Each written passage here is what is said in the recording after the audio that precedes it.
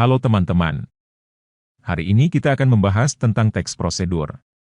Kira-kira, teman-teman tahu gak ya, apa itu teks prosedur? Sebelum kita lanjut ke pengertian, saya mau kasih tahu dulu ke teman-teman poin-poin yang akan kita bahas di video ini. Jadi, kita akan membahas pengertian, tujuan, struktur, jenis, ciri-ciri, kaidah kebahasaan, langkah-langkah membuat teks prosedur, dan yang terakhir contoh dari teks prosedur itu sendiri teman-teman. Jadi simak sampai selesai ya. Jadi, teks prosedur adalah tulisan yang berisi tentang langkah-langkah atau suatu tahapan dalam melakukan sesuatu. Langkah-langkah tersebut meliputi urutan proses membuat sesuatu dari tahap awal sampai akhir untuk mencapai atau menciptakan suatu tujuan. Selanjutnya, kita masuk ke tujuan. Apa sih tujuan dari membuat teks prosedur itu? Tujuannya adalah untuk memberikan petunjuk atau cara melakukan suatu pekerjaan dengan menggunakan material dan metode yang detail. Misalnya, cara memasak sup ayam, cara menggunakan vacuum cleaner, dan lain sebagainya. Oke. Sekarang kita masuk di struktur. Yang pertama itu ada struktur tujuan. Nah, tujuan adalah hal yang ingin dilakukan dalam teks prosedur itu sendiri. Biasanya terdapat pada judul atau paragraf pertama teks prosedur tersebut, yang dijelaskan secara singkat. Begitu teman-teman. Lalu, pada struktur teks prosedur yang kedua, ada material. Pada bagian ini, kamu bisa menuliskan alat, bahan, atau hal-hal yang perlu dipersiapkan untuk membuat sesuatu. Biasanya terdapat takaran, jumlah, bentuk, atau warna tertentu agar pembaca memperoleh hasil yang maksimal. Di struktur teks prosedur yang ketiga, ada langkah-langkah. Langkah-langkah yaitu tahapan atau proses untuk membuat sesuatu. Tuliskan dengan kalimat yang jelas, logis, sistematis, dan tidak bertele-tele agar pembaca tidak kebingungan. Nah, struktur teks prosedur yang terakhir, yaitu penegasan ulang atau penutup.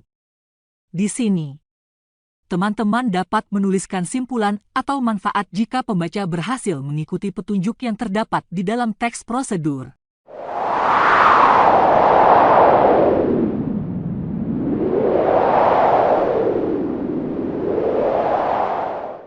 Selanjutnya, kita ke ciri-ciri. Di sini terdapat 6 ciri-ciri dari teks prosedur itu sendiri. Yang pertama, mengandung kata kerja aktif. Yang kedua, bersifat universal, alias setiap orang dapat mengikutinya. Yang ketiga, mengandung tahapan atau urutan kegiatan untuk melakukan sesuatu. Yang keempat, menggunakan kata keterangan yang menyatakan rincian waktu, tempat, ukuran, dan sebagainya. Yang kelima, menggunakan kalimat perintah, imperatif, baik meminta atau melarang. Contoh, tuangkan, jangan, masukkan, dan sebagainya. Yang keenam, menggunakan konjungsi atau kata penghubung untuk menghubungkan setiap tahapan. Contoh, selanjutnya, setelah itu, lalu, kemudian. Selanjutnya, kita masuk ke jenis-jenis teks prosedur. Di sini ada 3 jenis teks prosedur itu sendiri. Yang pertama, teks prosedur sederhana. Di teks prosedur sederhana ini membutuhkan 2-4 tahapan untuk melakukannya. Yang kedua, teks prosedur protokol. Berisi tahapan yang bisa dilakukan dengan fleksibel. Yang ketiga, teks prosedur kompleks. Biasanya membutuhkan alat, bahan, dan waktu yang lebih banyak dibandingkan teks prosedur sederhana. Nah, sekarang kita masuk di bagian kaidah kebahasaan dari teks prosedur itu sendiri. Di sini terdapat 11 poin kaidah kebahasaan. Mari disimak ya teman-teman. Pertama, kalimat imperatif. Kalimat imperatif adalah kalimat yang mengandung perintah, permintaan, atau larangan untuk melakukan sesuatu. Contoh, Hati-hati saat menggoreng risol. Kedua, kalimat interrogatif. Kalimat interrogatif adalah kalimat yang mengandung pertanyaan. Contoh, bagaimana cara membuat risol mayones yang lezat? Ketiga, kalimat deklaratif. Kalimat deklaratif adalah kalimat yang berisi pernyataan. Contoh, risol mayones adalah cemilan yang cocok disajikan untuk keluarga atau tamu yang berkunjung. Yang keempat, konjungsi persyaratan. Konjungsi persyaratan adalah kata penghubung yang menyatakan syarat. Contohnya, jika, andai, apabila, kalau, asalkan, seandainya. Yang kelima, konjungsi temporal. Konjungsi temporal adalah kata penghubung yang menandakan urutan waktu. Contohnya, lalu, kemudian, setelah itu, selanjutnya.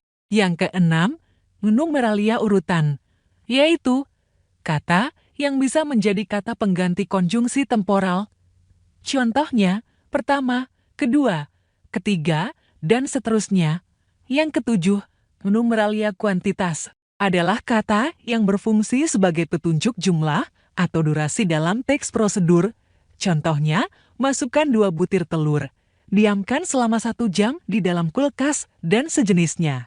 Yang kedelapan, pronomina petunjuk. Biasanya mengandung kata ini, itu, dan tersebut. Contoh, aduk adonan tersebut hingga mengental. Yang kesembilan, pronomina persona. Biasanya mengandung kata Anda, saya, kamu, kita, dan kalian. Contohnya, tambahkan saus sambal sesuai dengan selera Anda.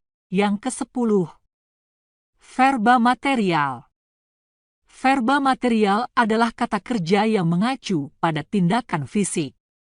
Contohnya menggoreng, mengaduk, mengiris, dan sebagainya. Yang ke-11, verba tingkah laku. Verba tingkah laku adalah kata kerja yang ditunjukkan lewat ungkapan yang tingkah lakunya tidak bisa dilihat dengan kasat mata. Contohnya, memahami, berpikir, dan sebagainya. Lalu, ada cara membuat teks prosedur. Yang pertama, menentukan judul. Buatlah judul semenarik mungkin untuk menarik perhatian pembaca. Judul juga harus memuat prosedur apa yang akan kamu jelaskan dalam teks. Yang kedua, menentukan tujuan. Setelah judul sudah dibuat, tuliskan secara singkat tujuan dari teks prosedur tersebut. Bagian ini penting untuk menunjukkan pada pembaca apa yang dibuat atau dilakukan. Yang ketiga, daftar alat dan bahan. Apabila membuat teks prosedur tentang cara membuat sesuatu, maka bagian alat dan bahan ini harus disertakan. Namun, jika ingin membuat teks prosedur tentang cara melakukan sesuatu, bagian ini tidak harus dimasukkan. Yang keempat, menyusun langkah-langkah. Bagian ini adalah bagian inti dari teks prosedur. Sajikan secara lengkap dan detail kronologis atau urutan langkah-langkah yang harus dilakukan. Langkah-langkah ini bisa dijelaskan dalam bentuk poin ataupun nomor. Nah, berikut kami akan memberikan contoh bentuk dari teks prosedur.